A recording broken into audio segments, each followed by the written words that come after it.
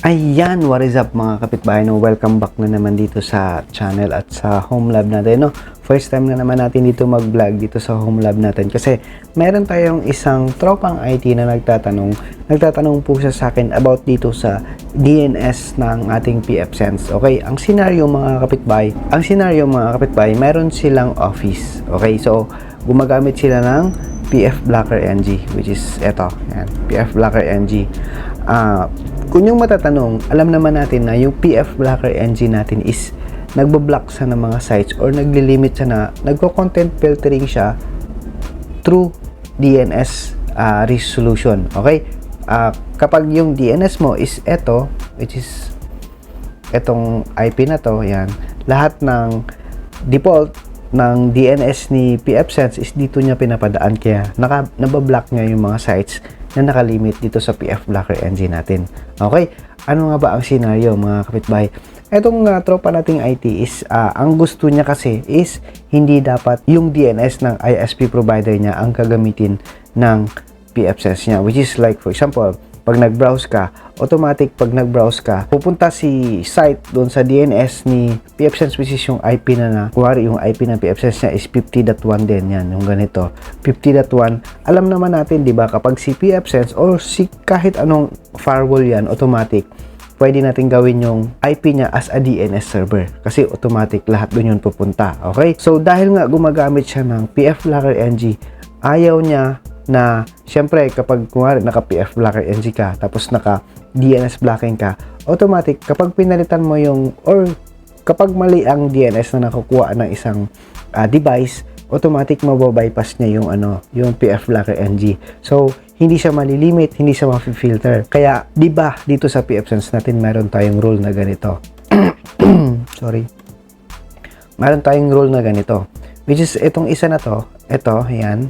Yan yung rule na nagmamando doon sa mga users na, oy, ako yung rules na magsasabi sa inyo na dapat ang gagamitin nyo na DNS is, which is yung default lang, which is yung 53, which is yan yung default DNS ni pfSense, which is yung IP niya or yung local DNS niya. Okay, kung nyo mapapansin, dito sa baba meron tayong black, ayan, naka-X. Yan yung nagmamanto na kapag kunyari ma-detect niya yung isang device na binago mo yung DNS server, automatic ibablock niya. So, mawawalan ka ng internet. Siyempre, hindi ka makapag-resolve ng DNS. Ang automatic, ang magiging error dito sa browser mo is DNS resolver can't be reached, something ganun, di ba? Okay? So, hindi niya or ayaw niya ng, kunyari, ba, dito sa DHCP server. Kung gusto mo na ang makuha, kasi dahil nga nag-create tayo ng rule, di ba? Kung gusto mo na makakuha ka ng ibang DNS, automatic, static mo siya dito sa DHCP. Or, dito sa DHCP server, ang gagawin mo is, dito sa LAN, ang gagawin mo is, i-static mapping mo yung isang device para makagamit ng isang ganong DNS. Okay? So, ang ayaw ng kapitbahay natin is, ayaw niya nang gawin yung ganong static or ayaw niya gawin yung ilalagay niya rito sa DNS server dito, i-static niya rito yung 8.8. Gusto niya kasi 8.8 at Google DNS ang gagamitin niya. Ayaw na niya nagagamitin yung DNS ng ISP provider niya.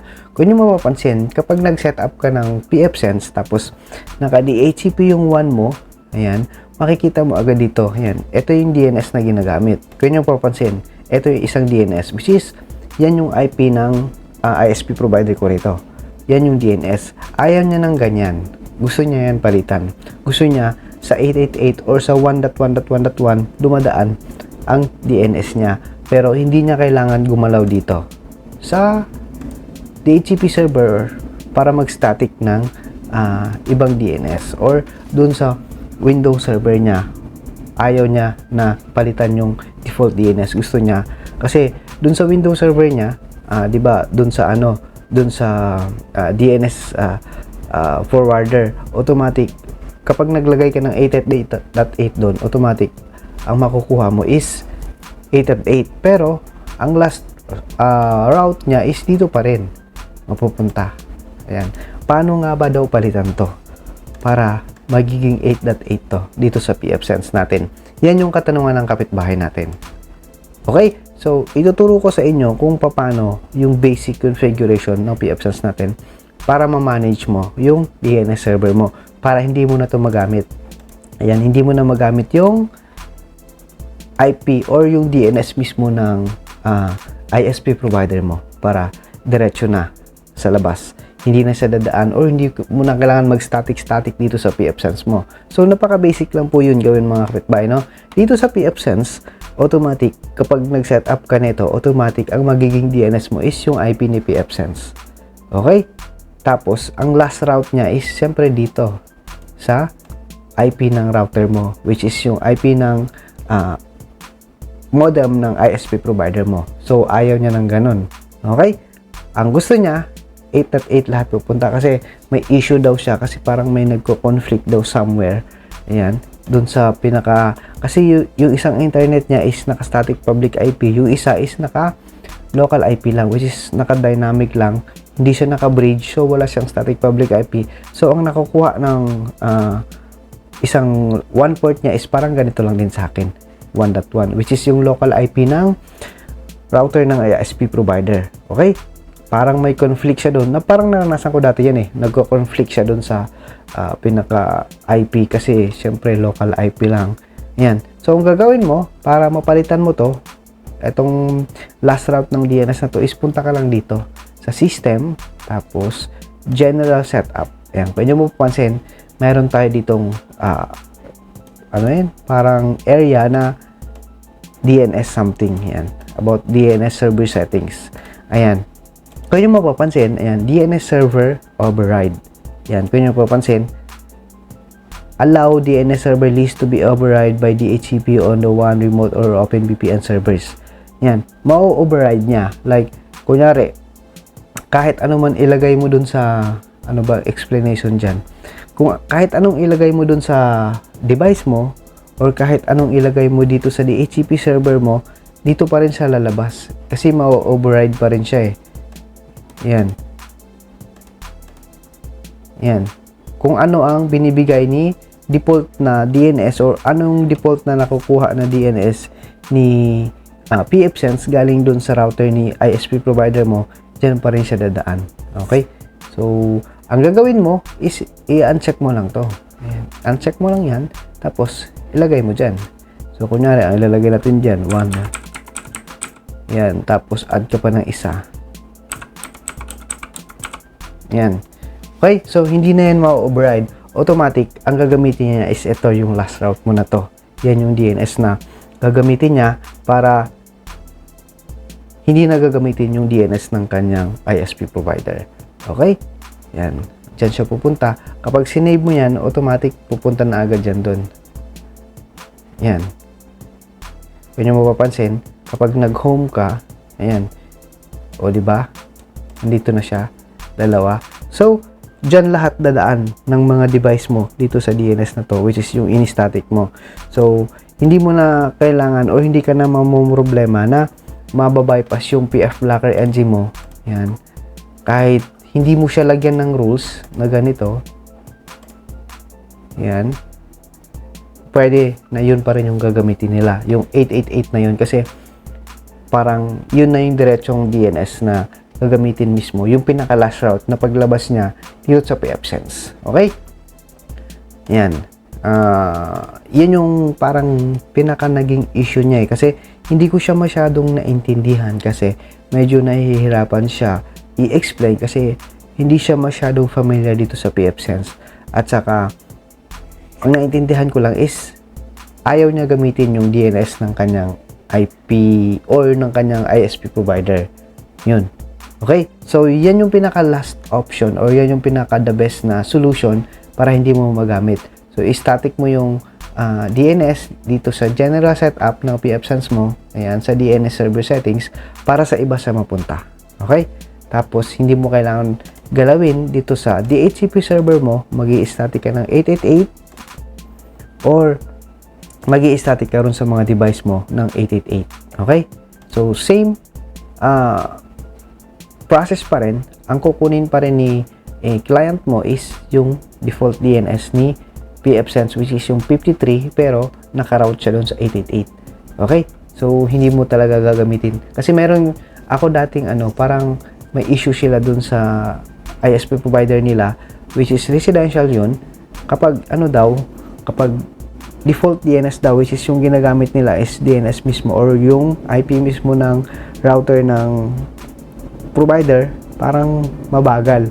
Pero kapag ini-static nila gamit yung 888, yun, parang umu-okay daw yung connection nila. So, ito yung pinaka-the best dito sa pfSense natin para mapalitan mo. Yan. Managing your DNS server dito sa pfSense. Yan, kung yung mapapansin. Right? So, YouTube, alam ko may restriction to yung 11111 dato eh. Ano ba yung speed ko?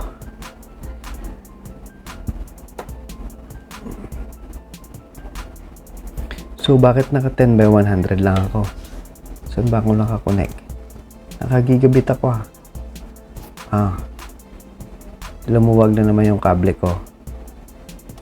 Naka 10 by 100 ako. Bakit? Dahil sa pfSense ko, 10 by 100 lang ba yun? Sa kable ko to. Pero, yun. Ganun lang ang pinaka-the best na resolution. Okay?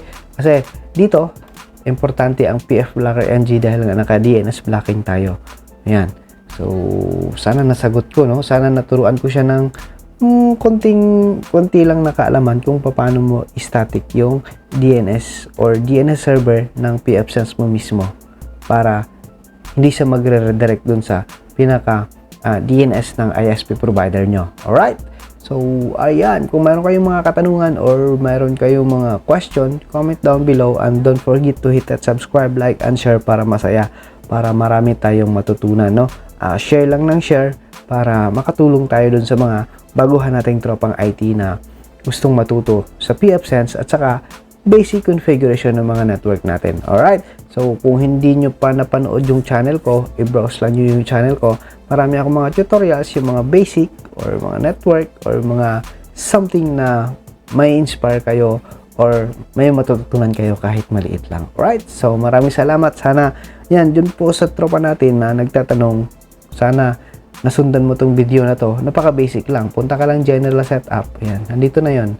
I-disable mo lang to yung DNS override tapos maglagay ka ng sarili mong DNS. Right? So, kapag ganito ka, CMD, IP, config, /all, ang nakukuha mo pa rin ay DNS is yung IP pa rin ni pfSense mo. Pero, naka-redirect yan sa 888. Alright? Sa 888. Alright? Ayan, yun yung papansin. 888. Ayan. Okay? So, maraming salamat. God bless and peace and thank you so much.